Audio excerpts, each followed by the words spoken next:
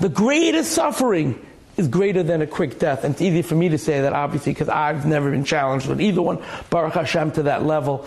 But Reb Chaim is teaching us that life, even with the greatest suffering, even with the greatest difficulty, if we could somehow find the joy and the understanding that we're on this world and the mission that we have in this world through our suffering, with our suffering, and because of our suffering, that Hashem has a plan for us. The reward we get from it, the Kiddush Hashem that we make from it, the fact that we could breathe fresh air. Rashi says, somewhere in the Gemara, I forgot where, it says, Mayas Einan Adam Chai, he brings down, I forgot what he brings it down for, but he says, how could a living man complain?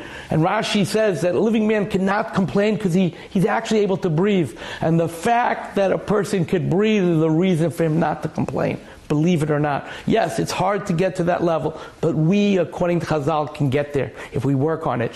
David HaMelech said, Yasser Yisrani Ka. Hashem gave me Yasser, suffering, Yisrani, on the suffering. David HaMelech was a big Baal Bitachon, yet he admitted it. Yasser Yisrani Ka. That Hashem gave me suffering upon suffering, greater than regular suffering. But he gives shvach to the Eibishter, praise to Hashem,